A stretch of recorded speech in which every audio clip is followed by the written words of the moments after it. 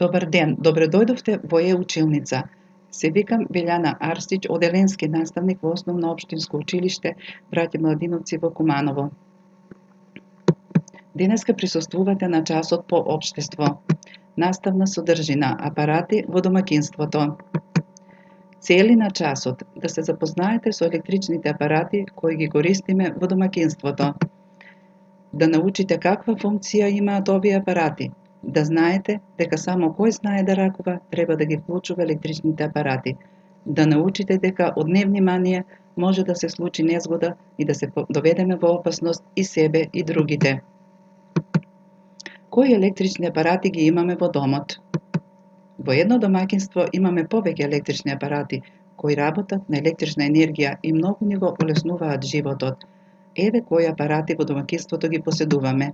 Електричен шпоред, правосмукалка, фрижидер, бойлер, замрзнувач, телевизор, машина за миење садови, компјутер или лаптоп, машина за перење алишта, пегла, термопечка, грејалка, миксер и други.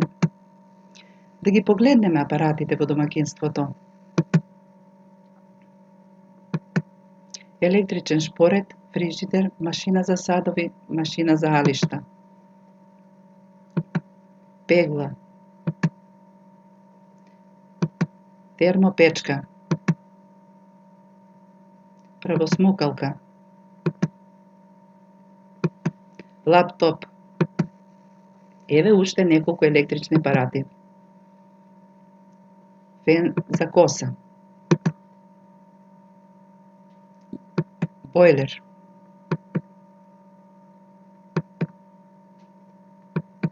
Миксер. Телевизор. Грејалка. Да споредиме какви се денешните апарати со оние од минатото. Денес, драги ученици, ние живееме по модерен живот за разлика од луѓето од минатото. Во минатото луѓето немале толку апарати во домаќинството, па така и животот им бил отежнат. Порано, луѓето готвеле, топлеле вода за перење и капење на печка на дрва, бидејќи немало електрична енергија. Тие користеле пегла која се полнела со жар и со неа ги пеглале алиштата. Еве како изгледа пеглата. Исто така немале правосмукалка, па морале да ја користат метлата при чистење на домот. Интересно било и кога домаќинката правела торта, па ја матела со жица за матење, бидејќи немало миксер, а лиштата се переле рачно во корито или на река, бидејќи немало машини за перење, како што имаме ние денеска. Сега ќе видиме како работат апаратите во нашето домаќинство. Која е намената на електричниот шпоред? Електричниот шпоред го готви јадењето кое вашата мајка го подготвува за ручек, може да се свари чорба или да се испече нешто во рерната. Каква корист имам од фрижидерот и замрзнувачот? Фрижидерот и замрзнувачот ни ја чуваат храната подолго време во ладно, за да не се расипе. Зошто го користиме бойлерот во кујна и во бања? Бойлерите, деца, ни ја затоплуваат водата, за да можеме да ги миеме садовите, а и да се капеме. А сега да видиме како работат и другите електрични апарати. Секако дека знаете зошто ни служат машината за перење на алишта и за миење на садови? Точно така, ученици, за перење алишта и за миење на валканите садови во кујната.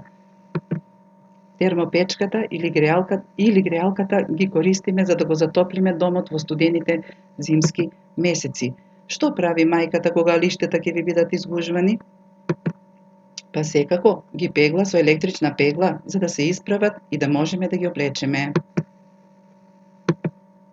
Да објасниме како работат уште неколку апарати во домаќинството.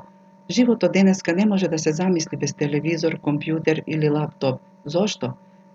Така, ученици, преку следење на телевизијата и користење на компјутерот, дознаваме за разни информации и новости кои се случуваат во светот. Животот денеска не може да се да се замисли без првосмокалката. Без неа домот нема да ни биде толку чист и таа многу ни ја олеснува работата во домот.